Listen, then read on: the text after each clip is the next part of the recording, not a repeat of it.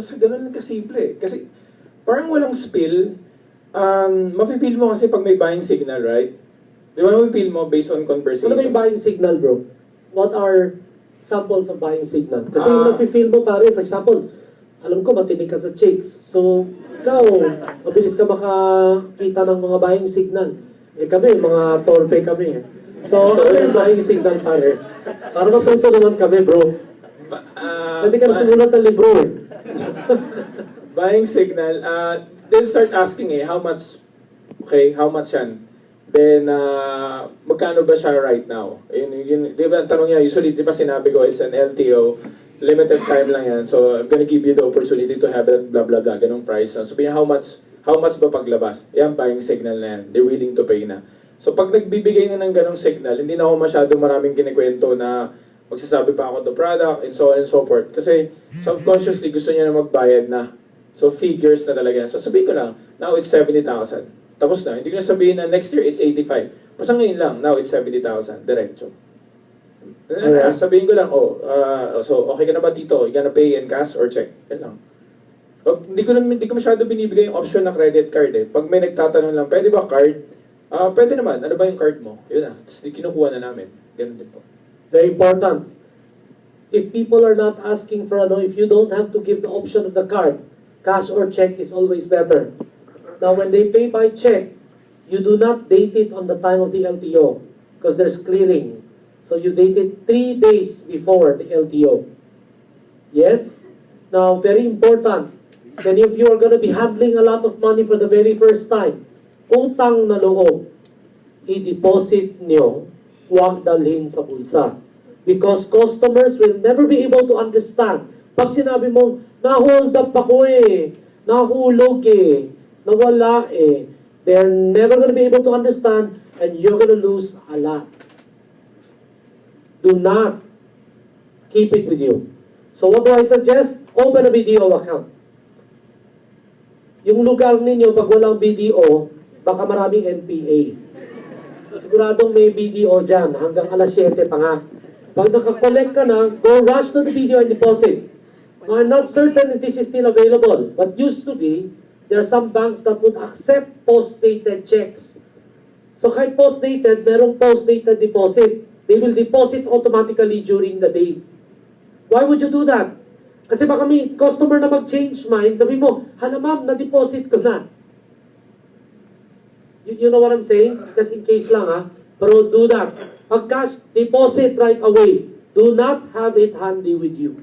Do not be tempted to spend the money. Do not.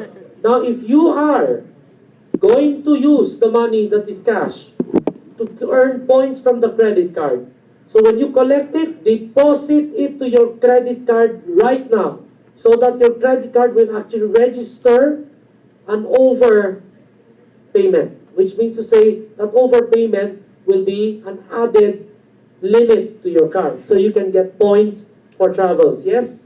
Because for example, what if nakabenta ka ng 50? That's 5 million. So imagine your credit card spending 5 million. That's pretty good, isn't it? Okay? And so make sure that you are actually doing that. Okay? So June, so when you do that, so can you give us a example? So how would you close? What would you say for them to get payment already? To buy? Sinabi ko na, sabi ko lang na, okay, so okay na sa'yo yung wise pan, no? So, kunin ko na yung payment. Ready na ba siya ngayon? Usually hindi pa sila ready, di ba? Magbibigay ng day. So, magbibigay talaga ng specific time. Katulad yung na-close ko kahapon, sabi ko sa kanya, so, kailan mo to kailangan? Sabi ko, every day, yun ang sinasabi ko lang, merong metrics. So, bawas ng bawas sa 3,000 sets. The soonest possible time, better, pay na tayo para pasok na yung order mo. Otherwise, baka maubusan ka pa. So, hindi ko alam kung gaano karami yung namumove na. Then sabihin niya, sige, pwede bang next week balik ka September 10? Sabi niya, sige, pwede naman. So, kaso ng pagtingin ko sa day, September 10, check it o babae niya. Sabi ko, kung check yan, dapat in-cash kayo same day. Can we do it September 8 na lang? Sabi niya, sige, better. Ganun lang. Diretso talaga. Wala na akong maraming paligoy-ligoy pa. Kasi I have to close the deal immediately. Okay, great, great. Now, one extra tip for you, if they're interested already, pag may buying signals, and say, 70,000, so pay na tayo. Normally, what I would do is I would ask, by the way, how many sets do you want? And the reason why I say that, especially most of them are married, right? Is it just for you or pati wife mo? Would you like another set for your wife o sa'yo lang? Right? Right there and then, you know, you'll be able to have a chance, maybe 50% of them will get 2 sets. Is that better? Okay? And then after that, then you give them payment options, or you can say, you know, so yung sinabi ni June, no? Okay. Same story goes for Erwin. Now si Erwin, talagang coming from a very corporate background, from what I know of Erwin, talagang hindi ka magaling sa sales. Buyer din kasi yan, purchaser yan ng San Miguel. Sanay siya na siyang binibigyan ng cakes. Non-cheap naman, hindi lang naman cake. Anyway, pero yung magbenta iba. So, ditong sa first 2 R-squared LTOs, Erwin, what did you improve on the second in terms of the way you close? Naalala ko pala kasi 2011 yung R-squared first run, 2012 yung second run. It's actually may BD, yung BD date ko. So, mga around 200%. So, I'm actually asking June. First time kong ginawa, nung lahat ng magandang result sa first run, I actually learned from successful leaders. So, pinakinggan ko talaga lahat ng sinasabi nila, how they share, how they actually prepared, how they actually execute. Then lahat 'yon by heart ginawa ko. After that, ang unang first preparation ko for that is actually yung product knowledge. Kasi that time yung first run ko rin talaga, I'm actually quite lost because I don't know what I have. Nung alam ko na kung paano yung R-squared actually works, so I became more confident. No, that's number 1. Number 2, I actually sift my market. Kasi dati lang ako kung sino lang yung makausap ko, so okay ako doon. So I have to check kung sino ba, kasi if I'll talk to a quality person, same lang din yung kakausapin ko kapag hindi quality yung tao. So same effort, same time, why not talk to a quality person? So nag-sift ako ng market. Another thing is I actually learned from other leaders then that time that you can use the LTO as your your way to develop new leaders. So ang ginawa ko, medyo hinalukay ko rin yung genealogy. So I have to check who are potential people that I can talk to. So nagkaroon ako ng segment sense on kung sino yung kakausapin, sino yung for product lang, sino yung i-upgrade ko from product to business. And then after that, sinimplify ko. Number 1, list. So gumawa ako ng list. Tapos paggawa ko ng list, I actually massively invite. Then when I present, I have to make sure that I'm mentally present and physically present. So mas tumaas yung sales volume ko rin kasi mentally present ako dahil yung mindset ko is already mission before commission. Lagi natin naririnig yun pero before talaga, hindi ako close if I'm actually thinking of my numbers lang. But if I'll talk to people and then ang mindset ko is contribution versus need, mas tumaas yung lalo na ngayon kasi medyo fresh yung youth span. Mataas yung closing rate ko kasi sobrang prepared talaga ako mentally when I talk to people. I only ask few questions. Number 1, kapag yung tao gusto kong mag-suggestive, alam ko na gumagamit na siya ng product natin. Sabihin ko lang sa kanya, do you still have parents? Sabi niya sa akin, yes. Okay. Talaga, do you love your parents? Okay. Sabi niya sa akin, yes. So yun, para sa kanya yung youth span.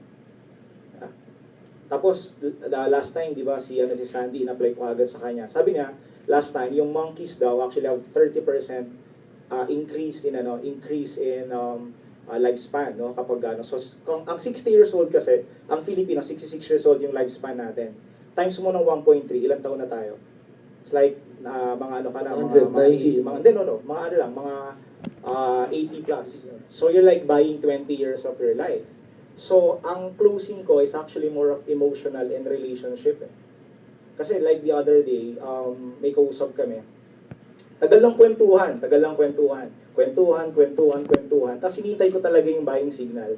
And for me, the buying signal is this. Pag tinanong na niya ako, ano nga ba ulit yung ipe-present mo? Pag tinanong na niya ako ng ganon, time ko na, di ba? Time ko na mag-present. So I present like 5 minutes. I'm very prepared on what on my presentations, actually very precise. I know the products, I know the ingredients. Alam ko kung ano yung sasabihin ko. And then after that, sabihin ko sa kanya, number one, sabihin ko sa kanya na na since VIP lang po yung yung binibigyan po namin ng pinili kita. And then the minimum is actually yung 1 year natin. Kasi pag bumili tayo ngayon, after 1 year na yung next supply natin. In my case, I actually decided to buy for my parents. So syempre, Very important to say.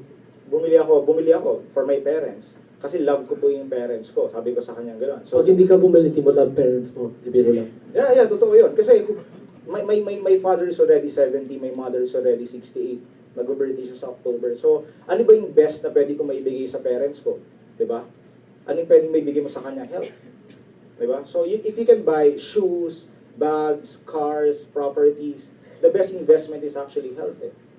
So, for me, sabihin ko talaga nung time na yon, sabi niya, kukuha siya para sa kanya, so 10. Di pa po may mother pa po kayo? Oo, meron pa. Okay. Gusto niyo pong bilan niya rin siya para at least meron din siyang para ma-extend din po yung yung life niya.